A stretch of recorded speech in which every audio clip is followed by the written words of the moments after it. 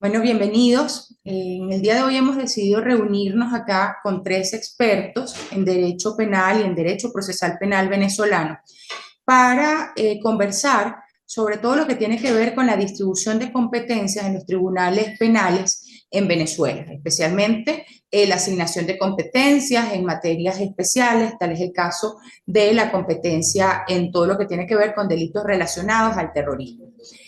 Nos acompañan acá la doctora Teresa Malavé, quien además fue durante muchos años fiscal del Ministerio Público y posteriormente, una vez salió de esa institución, se dedicó a la defensa privada, con especial atención en casos de prisión, de defensa, perdón, de presos políticos. De tal manera que la doctora Teresa Malavé no solamente se conoce vastamente el proceso penal venezolano, sino que conoce la realidad desde esas dos miradas, ¿no? Desde adentro, desde la institución y luego desde afuera como defensora. Igualmente nos acompaña el doctor Juan González, quien además también de ser experto en derecho procesal penal, también ejerció función pública, en su caso como juez penal precisamente, y una vez cesó su función pública, pues también se ha dedicado a la defensa privada y también en un número muy importante de casos de presos políticos. Y finalmente el doctor Said Mundarain, quien también es experto en la materia, fiscal del Ministerio Público por muchísimos años, llegó a ocupar cargos de dirección dentro del Ministerio Público y finalmente cesó su función en el año 2017 justamente por su posición crítica en cuanto a cómo estaba funcionando el sistema de justicia venezolano y muy particularmente desde el Ministerio Público, lo cual pues lamentablemente comprometió su seguridad al punto de que al día de hoy se encuentra fuera de nuestro país en condición de, pues, de protección internacional. Entonces, dicho esto, quiero iniciar esta conversación con el doctor Juan González, un poco para que sea él quien nos adentre al tema, nos comparta pues cómo funciona, cómo están distribuidas las competencias en los tribunales penales venezolanos, cómo ocurre la asignación de esta competencia especial. Sabemos que esto se hace desde la Comisión Judicial, que funciona en el Tribunal Supremo de Justicia, está integrada pues no solamente por el presidente del Tribunal Supremo de Justicia, sino con los otros presidentes de sala y otras autoridades de esa institución, pero queremos que sea el doctor González quien nos explique cuál es el funcionamiento y cómo ocurre la asignación de este tipo de competencias. Bienvenido, doctor González. Buenas tardes, ¿cómo están? Un saludo. Bueno, nada, vamos a empezar a conversar de este punto. En verdad es un punto muy sensible. ¿Y por qué decimos que es un punto muy sensible? Porque una de las garantías precisamente que dan cuenta de un debido proceso es que las personas sean juzgadas por sus jueces naturales. ¿Y quién es el juez natural? Pues el juez llamado conforme a la ley a conocer de determinados asuntos, en este caso los asuntos de naturaleza penal. Refieres allí que en efecto la Comisión Judicial tiene de alguna manera atribuciones para designar la competencia de los tribunales, pero no lo puede hacer de manera libre. Esta asignación de las competencias que corresponde a la Comisión Judicial, en este caso al Tribunal Supremo de Justicia, debe hacerlo en conformidad con la ley. Vale decir que es la ley la que define cuáles son las competencias de los tribunales y cuál es la organización judicial. Nosotros tenemos desde la entrada en vigencia del Código Orgánico Procesal Penal una estructura, digamos, en dos niveles en principio, un tribunal de primera instancia que está integrado por jueces que ejercen rotativamente las funciones de control, de juicio y ejecución, jueces de primera instancia con competencia para conocer la materia penal, sin apellido. O sea, todos los eventos que sean de alguna manera definidos en la ley penal sustantiva como delitos o faltas, pues en principio la competencia natural para conocerla lo tienen los jueces penales. Y una segunda instancia, que es la llamada a ejercer el control sobre las decisiones dictadas por esos tribunales de primera instancia, que son las cortes de apelaciones, unos tribunales colegiados conformados cada uno por 3 jueces. En Caracas, por ejemplo, tenemos 52 tribunales en funciones de control estatal, tenemos 32 tribunales en funciones de juicio y 10 salas de la Corte de Apelaciones. Esas atribuciones, esas competencias de cada uno de estos órganos jurisdiccionales vienen determinadas por ley. La Comisión Judicial lo que define, o el Tribunal Supremo lo que define, es el número de tribunales que van a ejercer la competencia penal. ¿Qué es lo que cuestionamos nosotros siempre en este asunto de la materia de casos vinculados o asociados con delitos de terrorismo? Pues que esa competencia, o sea, ese orden jurisdiccional no está creado por un instrumento normativo que revista el carácter de ley formal. O sea, la competencia, si viene atribuida por ley, la ley orgánica contra la delincuencia organizada, si quería que unos jueces especializados conocieran de esta materia, pues debió haber definido esa jurisdicción. Ejemplos tenemos muchos en nuestra legislación interna. Por ejemplo, la ley orgánica sobre el derecho de las mujeres a una vida libre de violencia a través de unos tribunales especializados. En la propia ley está allí. El sistema de responsabilidad penal de adolescentes también establece una jurisdicción especializada o una competencia especializada en la propia ley los define. Crea los tribunales, les atribuye las competencias y entonces ya el Tribunal Supremo de Justicia lo que hace es organizar este asunto.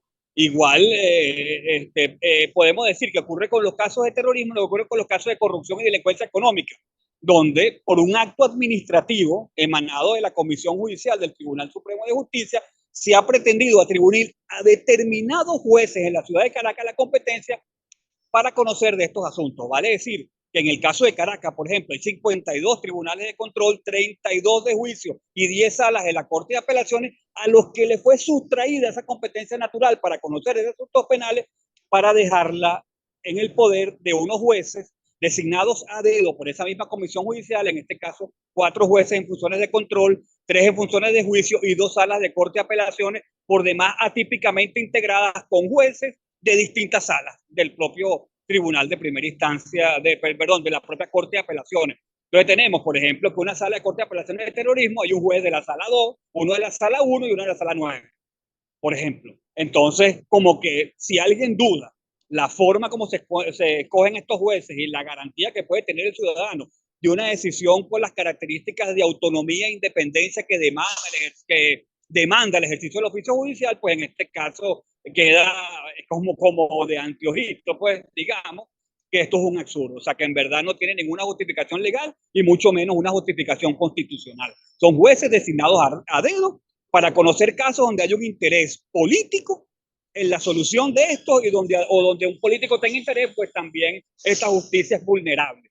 Porque un juez que no se avenga a los deseos del poder, pues está seguro que o pierde su cargo o lo peor, pierde hasta su libertad individual, y casos en la historia jurídica venezolana tenemos. Muchísimas gracias, doctora. Además que muy claro. Tomando entonces esta intervención como inicio de la próxima, que va a ser la doctora Teresa Malavé. Además, vale decir que se asigna entonces a dedo esta competencia, pero además que está en permanente movimiento. Quiero decir, no es que se dejó fija al tribunal tal o cual, sino que se puede decidir, bueno, que hoy el tercero contra el terrorismo era el juzgado octavo, pero mañana puedo decidir también por ese acto administrativo dictado por la Comisión Judicial que ya no va a ser el octavo, sino que va a ser el 29 o el 14. Es decir, no solo que la asigno discrecionalmente, sino que también la quito discrecionalmente y la voy rotando a conveniencia. Si esto Excelente es así, observación.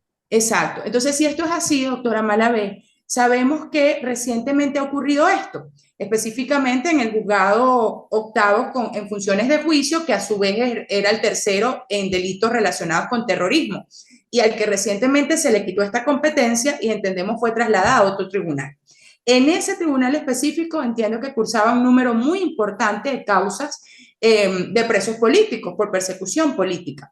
Queremos entonces que usted nos mencione de cuántas causas pudiéramos estar hablando, y no solo eso, sino el impacto que esta decisión tiene en todos esos procesos judiciales, ¿no? Que ya de por sí largos, dilatados, llenos de obstáculos, permanentes diferimientos, y ahora pareciera que los coloca en una posición aún mucho más compleja. Entonces le doy la palabra para que usted nos explique de qué está pasando entonces con esos casos.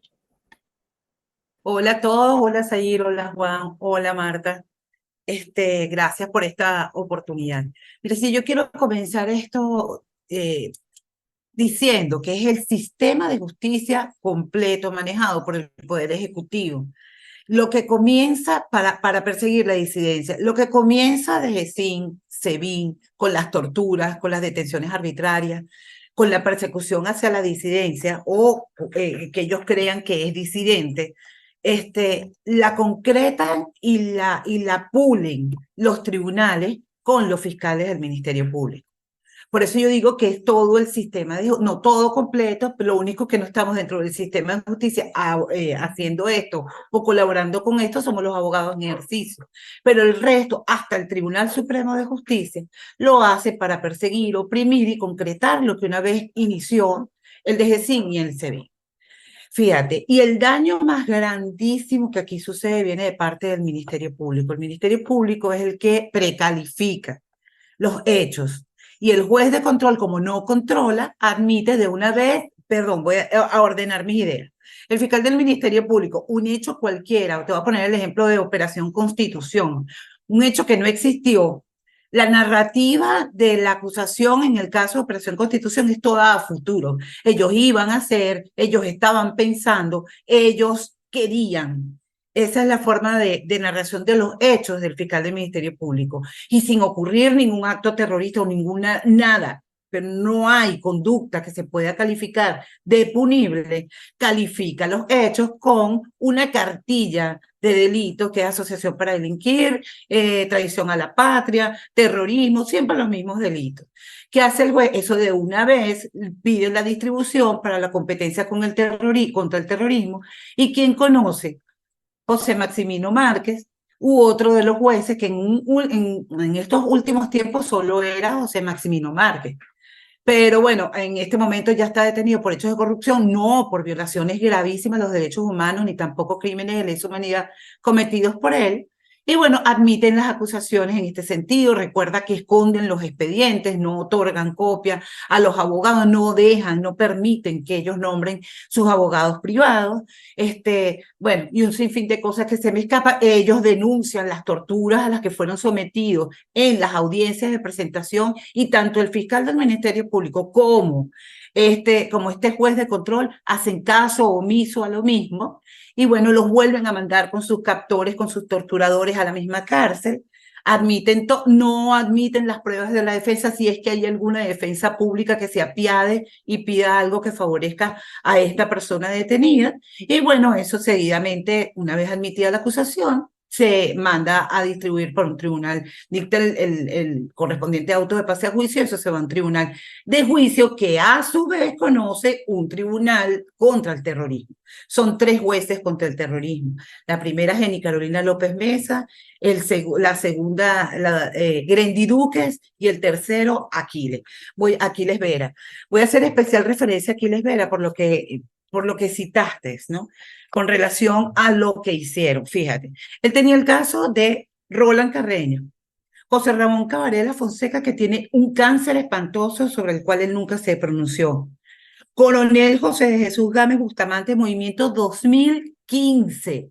Desde el 2015 el coronel Gámez Bustamante está a la orden de ese tribunal y hasta este momento no se ha producido el juicio. De la tamaña irresponsabilidad de estos hechos. Y me estoy refiriendo nada más a él porque si no podemos pasar todo el día haciendo referencia a esto. Fundarredes, que es Javier Tarazona, y el sargento Chía. Operación Boicot. De ninguna estoy diciendo cuántas veces han tenido que repetirlo. Operación Boicot, esta es la 7ª vez que se va a repetir este juicio, es la 7ª. 2 que se anularon porque, bueno, sencillamente no dieron la orden para que los absolvieran y entonces vuelven a repetir el juicio.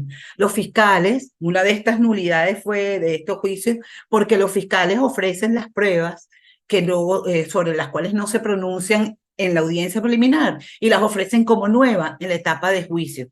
En la boca de este juez y del fiscal Luis Dueñas pudimos escuchar que el proceso penal no es una formalidad esencial y con base en ello admiten las pruebas. Por ejemplo, el doctor Aquiles Vera. Caso Operación Aurora, un caso que clamaba a Dios. Pues. Allí vamos a hacer nada, porque nunca hay nada, no se provee nada. El espía americano, ya salió el norteamericano, se lo lleva un intercambio, ¿verdad? Soltaron a los sobrinos de la primera dama Cilia Flores, y entregaron al norteamericano que estaba vinculado en este caso. Este caso es sencillamente porque ellos andaban con ese norteamericano. Aquí no hay acto terrorista alguno. Y fíjate, los tienen allí. Los diferimientos del doctor Aquiles Vera era porque no se presentaba el norteamericano, desconociendo efectivamente lo que había hecho el gobierno, que era de de conocimiento público, ¿no? Eso entre los casos que tenía el doctor Aquiles Vera, sobre los cuales se iban a producir las conclusiones al día siguiente de haberle cambiado la competencia. Perdón, quitado la competencia. Fíjate por qué, si él continúa en su tribunal séptimo con competencia plena, ¿por qué le quitan la competencia de un día para otro?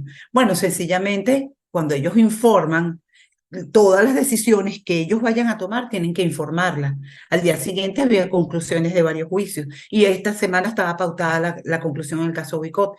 Entonces, bueno, una vez consultado, me imagino que habrá dicho las imposibilidades o por enfermedad o no sé, y le quitan la competencia y se la dan a una juez que viene de ser secretaria de una corte de apelaciones, pero cuando tú preguntas, bueno, pero es que ellos manejan la materia y son estudiados, por eso es que también hay violación del juez natural. Ellos no son especialistas en la materia contra el terrorismo. No lo son, no la conocen. Entonces, efectivamente, lo que hacen es manejar los casos políticos al antojo del Ministerio Público y del Poder Ejecutivo. Muchísimas gracias, doctora. Y vale acotar, en algunos de esos casos que usted mencionó, el boicot contra la Asamblea Nacional, está Darío Estrada, por quien todos acá hemos elevado la voz, porque Darío Estrada es una persona autista del espectro Asperger y está en estas condiciones, ¿no? Además, una persona que vive en condiciones de extrema pobreza, su mamá es una señora mayor de 80 años, que vive en Barquisimeto, es decir, a más de 400 kilómetros de Caracas, y en los más de 3 años que tiene Darío preso, ha podido solo venir un par de veces a verlo y Darío literalmente puede comer en la prisión gracias a la caridad de mucha gente que envía comida para él, porque está además totalmente abandonado acá, ¿no? Y el espía gringo, que también mencionaba usted, doctora, está el caso de Guillermo Zárraga, quien es un señor bastante mayor, que ha perdido más de 20 kilos de peso en su prisión, ha sufrido un síncope cardíaco. En estos dos casos particularmente, Amnistía Internacional ha emitido unas acciones urgentes a favor de estas personas y no obstante, pues no ha habido ninguna respuesta favorable de parte de las autoridades venezolanas y ahora se suma esto, ¿no? Que ya no es poca cosa, es volver de nuevo a ese punto de partida.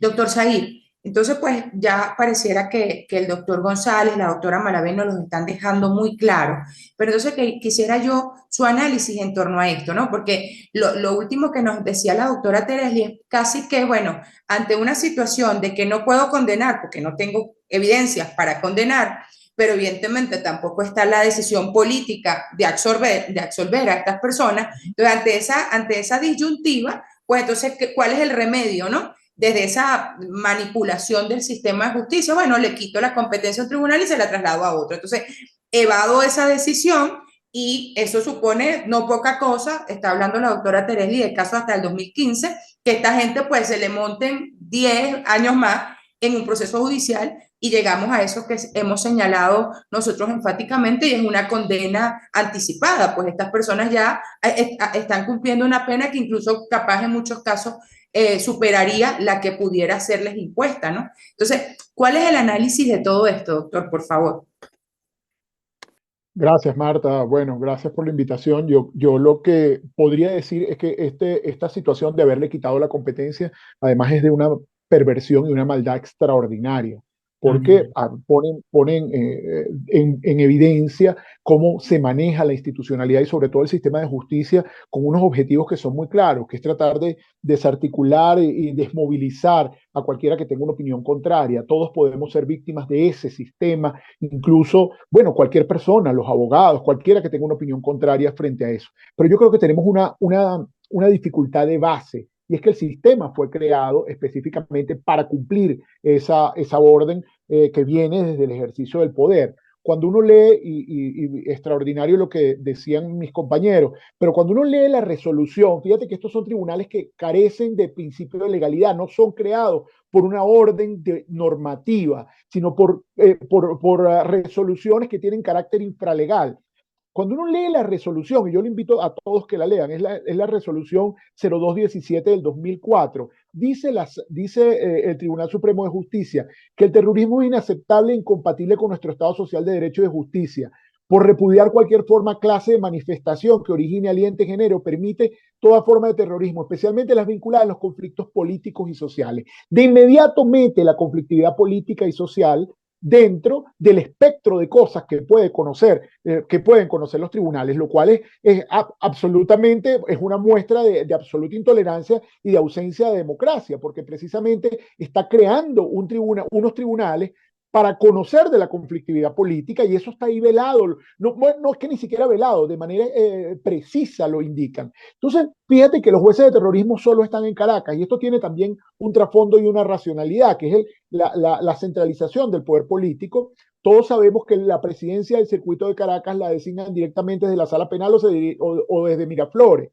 No hay la dispersión que puede tener en cualquier otro estado del país. Entonces, los crean en Caracas para que las directrices vayan de manera directa. Fíjense una directriz como esta, de haberle quitado la competencia, anular el proceso y volver a empezar, de modo de seguir sometiendo a una persona a una privación absolutamente ilegítima de la libertad. Fíjense que el otro problema de base que yo veo y que creo que resulta fundamental para un momento en que haya que discutir cómo el país se reencamine hacia la democracia, es un problema sustantivo. La descripción que hace la ley contra la delincuencia organizada y financiamiento del terrorismo de lo que es un acto terrorista es cualquier cosa. Bueno, el tipo penal no describe lo que es un acto terrorista, de modo que los jueces, para poder aplicarlo, tienen que complementarlo, por eso es un tipo penal en blanco, y se tienen que ir a la definición del artículo 4 de la ley. Y el artículo 4 de la ley comienza con una perla como esta: acto intencionado que por su naturaleza o contexto pueda perjudicar gravemente un país o una organización internacional. O sea, que una huelga, una protesta, una situación absolutamente cívica puede ser encuadrada como acto terrorista, y eso es lo que ha venido ocurriendo. Ha venido ocurriendo que cualquier fórmula de reclamo social, que además están paradas desde la perspectiva constitucional, cabe o la pueden meter, porque definitivamente es el poder quien define lo que es un acto terrorista, porque tenemos un problema de base en la ley, esta ley que además hizo una mayoría oficialista, donde no hubo debate, donde hubo una aplanadora que permitió que quedara de esa manera. Fíjate que esto no es un problema, es un problema en el caso de nosotros por la perversidad con la que se utiliza la jurisdicción de terrorismo, pero que ambos en una oportunidad decía que ojo con las definiciones típicas del terrorismo muy amplio, porque finalmente iban a terminar siendo utilizadas para la persecución de las personas. Y en el caso venezolano tenemos el ejemplo perfecto. Ninguna de las personas que se encuentran procesadas por terrorismo ha cometido lo que desde la perspectiva internacional se entiende que es un acto terrorista. Además de que hay algo que ha dicho Teresli que es extraordinario, que es que la narración que ellos dicen es que todos pensaban, y eso es a punta de actas policiales que monta el DIGESIN, y el Ministerio Público lo que es un brazo ejecutor de aquello que el DIGESIN dice que supuestamente iban a hacer. Pero es que el tipo penal está hecho para adelantar la punición, porque es que ni siquiera requieres que hayas ejecutado ningún acto, sino que hayas pensado inclusive hacerlo, de modo que no queda claro cuál es el ámbito de aplicación de la norma. Entonces tú tienes una tormenta perfecta de violación de derechos humanos. Tienes un tipo penal que está estructurado para la persecución, tienes tribunales que son designados desde el poder para la persecución, y que desde el momento en que fueron creados lo hacen bajo una resolución que es absolutamente administrativa, que no tiene, y además fueron creados en un contexto político, porque estos tipos penales fueron creados en el 2012, precisamente en un contexto político de polarización, como el que hemos vivido en los últimos años, y además de ejercicio absoluto del poder por parte de la Asamblea Nacional. Entonces tenemos un problema que es absolutamente, es la maquinaria del Estado destruyendo al ser humano a través de un sistema que presuntamente legitima eso, que es la justicia. Y tenemos además, y hay algo más allá, y que mis compañeros lo complementen, las personas que son designadas ahí a dedo, no solo es que no manejan el tema de terrorismo, además que es un tema inmanejable, porque desde la perspectiva de la narración del tipo penal es un desastre, o sea, no hay que ser experto, sino que además son personas que tienen una clarísima militancia política y que obedecen claramente a los designios del poder. Entonces, tienes allí toda una maquinaria, tienes una maquinaria entre fiscales, jueces, policías, que en definitiva lo que hacen es someter al ser humano al mayor oprobio y a la imposibilidad de defenderse, porque estos abogados han hecho lo imposible por demostrar que no existen tales actos, pero no hay ningún acto de constricción, no hay ninguna capacidad de enmienda y por el contrario, fíjense cómo acaban de anular estos procesos para mantener detenidas a unas personas de manera ilegal, de manera inconstitucional y que no admite el menor análisis de la perspectiva de derechos humanos. Clarísimo. Evidentemente, Sí. pues la solución de todo esto pasa por la reinstitucionalización, pero además, pues por todo un proceso de revisión normativo, ¿no? Y bueno, y luego institucional, claramente. Doctor González, no sé si usted al respecto quiera aportar algún otro comentario. Claro, claro. Fíjate que en no vamos a coincidir con Zaire en el sentido que la definición de definir terrorismo no es fácil. No es fácil, incluso revisando los instrumentos internacionales. De verdad que se hace bastante complejo en algunas ocasiones. Pero ¿cómo nosotros podemos de alguna manera definir si una conducta es relevante para el derecho penal o no? En principio, viendo cuál fue la acción emprendida por el agente. Y después, ¿cómo sabemos que esa acción afecta uno u otro, o se ajusta o no a uno u otro tipo penal? Pues viendo lo que es el ámbito de protección de la norma, lo que llamamos el bien jurídico protegido. Y allí nosotros, conociendo cuál es el bien jurídico protegido, lo que quería la persona, a qué bien jurídico protegido afectó o puso en peligro, lo que supone un comienzo de discusión, entonces podemos saber a qué tipo penal lo ajustamos. ¿Qué ocurre aquí? Pues que en esta definición tan abierta que hace la Ley Orgánica contra la Delincuencia Organizada y Financiamiento del Terrorismo, es bastante complicado decir que algo no es terrorismo, porque todo pudiera ser. Un homicidio puede ser, un secuestro puede ser, los estragos que se puedan, los incendios que están definidos en el Código Penal podrían ser ahí, también los delitos contra la conservación de los medios de transporte y comunicación, un asalto a un vehículo de transporte público. Todas son conductas que de alguna manera generan terror y depende de la interpretación que le dé el juez, entonces podemos definirla o adecuarla a uno u otro tipo penal. Lo grave de todo esto es que yo llegué a escuchar de una juez de terrorismo que ya no está, que ella dijo que para ella una persona que ingresaba con una granada a robar era un acto terrorista. O sea, está totalmente fuera de foco. O sea, esa señora no podemos decir que esté medianamente orientada del significado de los delitos de terrorismo, ni siquiera del significado de un tipo agravado de robo a mano armada. O sea, ¿cómo me lo distingue? O sea, simplemente porque ella le consideraba que ese medio infundía terror, entonces eso era terrorismo, eso era un robo. Entonces, tenemos esa clase de jurisdicción. Resaltaban cuestiones interesantísimas en lo que he escuchado de mis compañeros, por ejemplo. Los jueces como agentes políticos, su abierta militancia política. Nosotros tenemos a una juez de corte de apelaciones en materia de terrorismo, juez además presidente del Circuito Judicial Penal del Área Metropolitana de Caracas, Catherine Harrington Paldón. Ella fue viceministro. Ella fue viceministro del Ministerio del Poder Popular de Interior, Justicia y Paz. Por favor, un cargo político. Formaba parte de la estructura jerarquizada de la Administración Pública Nacional.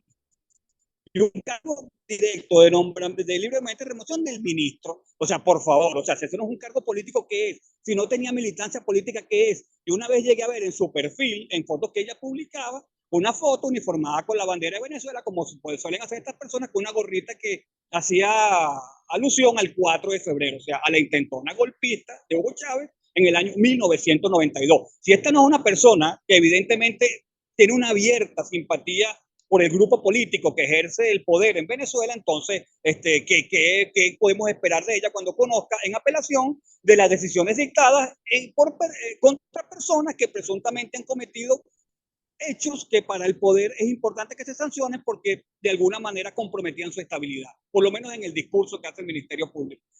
Es de verdad realmente grave. Después, al principio de la exposición hablaba de que debe haber un comienzo de ejecución.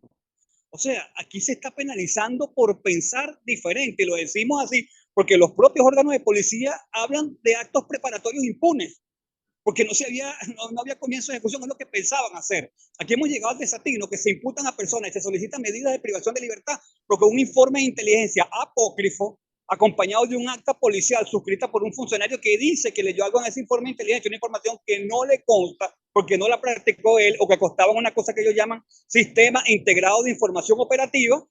Constaba que esta persona estaba en estas y pascuales actividades sin ningún elemento de prueba, y levantan esa acta y le solicitan al fiscal que pida una orden de aprehensión, y el fiscal va y la pide sin un elemento de convicción diferente. O sea, ¿qué seguridad jurídica tenemos? Con el agravante que a partir de esos informes de inteligencia, que donde supuestamente la persona era una persona de cuidado, debieron haber practicado las diligencias de investigación tendientes a establecer que esos hechos eran ciertos, pues no lo hicieron. Y pretenden condenar apenas por delito de terrorismo con el informe, con un acta policial y una información supuestamente extraída del Sistema Integrado de Información Operativa, o lo peor hoy, de un informe de inteligencia apócrifo. O sea, esas cosas nos deben llamar a la reflexión de lo vulnerables que somos como ciudadanos, que el antojo, el capricho de alguien que nos defina a nosotros como terroristas nos puede llevar a la cárcel. Sin más información que un funcionario asiente un acta policial, lo que no le consta que sea verdad y lo que no van a investigar tampoco. O sea, esos son los niveles de vulnerabilidad que nos encontramos. Gracias, doctor. Sí, le voy a dar la palabra al doctor Zahir, que nos las está pidiendo. Y justo, ¿no? Esa amplitud en la norma es lo que permitía, como lo mencionaba la doctora Malavé, pues que sea parte como que de un comodín, un delito comodín, que forma parte de esa cartilla por la que todos estos casos de presos políticos son finalmente acusados, ¿no? Y no solo tenemos el caso de los sindicalistas, que ya tienen un año presos, Gabriel Blanco y otros, no solamente un acta, un testigo que ahora no aparece, un patriota cooperante que dijo y ahora no aparece el patriota cooperante, y esta gente tiene un año presa, ¿no? Entonces, ahí la vulnerabilidad, como lo menciona el doctor González, Darío Estrada, por ejemplo, formaba parte de un grupo WhatsApp. Entonces, desde esa mirada, bueno, formar parte de un grupo WhatsApp e intercambiar unos mensajes, pues puede ser perfectamente entendido por jueces como la que usted menciona como un acto terrorista, ¿no? Así de grave y así de riesgosa la situación de toda esta conversación, pues esperamos que no, pero igual, o sea, cualquier cosa puede ser lo considerado así. Le doy la palabra, doctor Zahir. Sí, solamente quería complementar lo que decía Juan de una manera tan clara. Primero, el principio de lesividad. El tema del tipo penal, un tipo penal que no ha lesionado ningún bien jurídico, o actos que todavía no han lesionado ningún bien jurídico, no solo que no lo han lesionado, sino que no existe ninguna prueba de que haya el elemento subjetivo, la intención de lesionarlo, y se te castiga por eso. Ese es el conflicto de los jueces en este caso. Por eso acaban de quitarle la competencia, porque cuando hace ese análisis dice, pero en definitiva, ¿qué fue lo que hizo este hombre o esta mujer? ¿Qué fue lo que hizo? No tengo forma de decir que violentó ningún bien jurídico ni que ha cometido ningún acto contrario a derecho. Y entonces desde el poder se dicta una cosa de eso, porque no hay principio de lesividad, y eso es fundamental para la existencia de la tipicidad. Si tú no has violentado bien jurídico alguno, ¿cómo ocurre eso? Y el otro tema es que el acervo probatorio está fundado de manera general en informes de inteligencia. La inteligencia no es investigación penal, y eso es una de las cosas que debemos seguir dándole muy duro. La inteligencia trata de cortar actos a futuro, pero no puede formar parte de la investigación penal. Eso a mí, en definitiva, bueno, y aprovecho que tú dijiste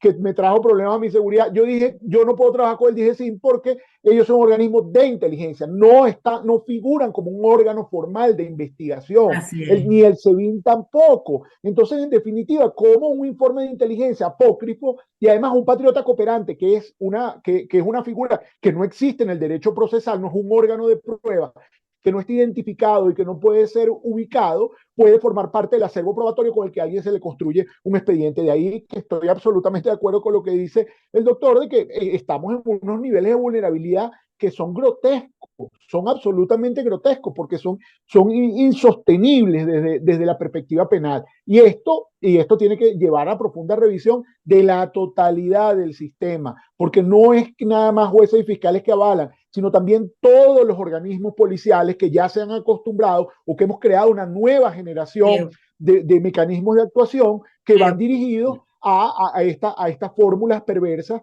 de violación de derechos fundamentales. Doctora Malavé, ¿quiere agregar algo a esto? Sí, yo quería agregar a esto, a mí me gusta traspolar a la gente a lo que se vive, ¿no? Y cuando vas a un juicio en estos tribunales contra el terrorismo, te das cuenta, número uno, los interrogatorios de nosotros son súper limitados. A los jueces contra el terrorismo no les gusta que se hagan preguntas cerradas. O sea, que el testigo conteste sí o no. Eso no puede ser, se le está faltando el respeto. La actitud que asumen es tan parcializada, tan grotesca, de parcialidad con el Ministerio Público, hasta de echarse broma, de tirarse papelitos, de pasarse mensajes.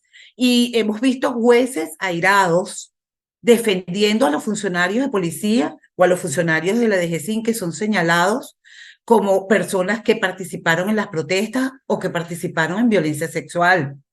Lo han instado a denunciar a los propios acusados. Entonces, ¿para dónde vamos? Todas las pruebas, lo que dice Said y lo que está diciendo Juan, todas las pruebas que están allí están viciadas porque vienen de un sistema integrado de información policial. No, ¿cómo es que? El CIP, algo así, unas siglas que tienen de DGCIN. Sistema Integrado de Información Operativa.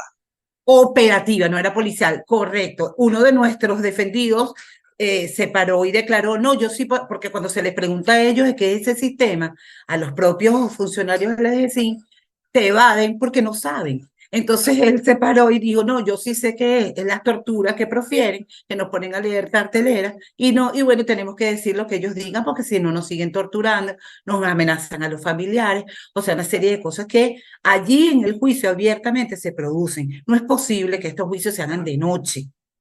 ¿Cuál es la estrategia que se utiliza? Fíjense si es todo el sistema complotado para violar derechos humanos y para perseguir a la disidencia. A las 3 de la tarde está la orden de que los familiares sean desalojados de los tribunales. Te convocan a juicio a la 1 de la tarde. Los familiares pasan el día porque para entrar es una calamidad. A las 3 de la tarde lo sacan. Entramos nosotros a la sala a las 6 de la tarde, a las 7 de la noche, a las 9, bajo un agotamiento terrible, un cansancio. Y tú ves que durante el día, pues el juicio se puede producir porque está todo el traslado. El traslado, cuando los llevan, es en unos calabozos nauseabundos, llenos de una cantidad de cosas que no solamente es la tortura física, es la tortura psicológica, se les prohíbe la comida. Bueno, gracias a Dios creo que esta presidenta del circuito aparentemente les va a permitir comer. Son una serie de eventos y de cosas que se van presentando en el curso de estos procesos que lo hacen absolutamente agotadores, que los llevan a admitir los hechos, porque son 3, 4 años, 5 años, lo negocian. Por ejemplo, ya está el caso de Urinel Rincón. Se tomó una fotografía en grupo con Gilbert Caro, en grupo. Y bueno, fue constreñida por Maximino Márquez a admitir los hechos, condenada a 4 años. Esta muchacha todavía sigue presa porque el juez de ejecución no le puede dar la libertad. Son todos los jueces, ¿sabes?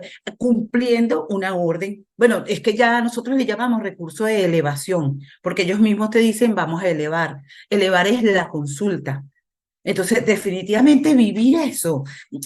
Últimamente lo hemos tomado con más calma y bueno, es lo que está. Vamos a documentar, vamos a denunciar estas violaciones de los derechos humanos, pero causa una gran impotencia porque ellos son detractores del derecho, que es lo que uno ama, que es para lo que nosotros nos formamos, y que tú veas y no puedas. Los interrogatorios tienen que ser sumamente sutiles y respetuosos hacia ellos, jueces admitiendo solicitudes de los fiscales absolutamente violatorias al debido proceso y a los derechos humanos. Fiscales diciendo que ellos no tienen nada que ver con las torturas. Cuando ellos torturan, se les olvida que aquí hay una ley especial contra la tortura y tratos crueles, inhumanos y degradantes que los obliga a denunciar ante la Defensoría del Pueblo. No vas a conseguir ningún expediente en ningún lugar donde ningún fiscal ni un juez haya hecho eso porque no les importa.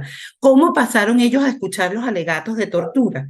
Los jueces que se negaban y gritaban bueno, muchísimas veces le advertían a los acusados que el comportamiento incidía en la sentencia. No se me puede olvidar nunca eso, lo dijo la juez Jenny Carolina López Mesa en el caso Dron, que podía incidir su comportamiento porque ellos narraban cómo venían de ser torturados, no se permitía. Y esto cambió luego de la publicación del primer informe del Grupo de Determinación de Hechos, porque allí está explicado lo que yo estoy diciendo. Lo que estamos hablando aquí está documentado por nosotros como organizaciones de derechos humanos, por abogados de manera particular, por SAIR por allá, por gente por aquí, por la Organización de las Naciones Unidas, la OEA. Todo el mundo ha documentado, tú misma, Marta, con tu organización, este tipo de violaciones a los derechos humanos. De manera tal que, de verdad, yo sé que esto no cambia, vamos de mal en peor en lo que corresponde a la justicia, pero Dios quiera se den cambios importantes para que nosotros podamos reconstruir, porque si se habla de reconstrucción en el ámbito militar, en todos los ámbitos, en el ámbito justicia, tiene que ser desde cero, desde los pisos del tribunal y las escaleras y los baños, que no tenemos, que no sirven, hasta el último juez que forma parte de este sistema de justicia, llamando también sistema de justicia, policía, Tribunal Supremo de Justicia y todo lo que encierra según nuestra Constitución.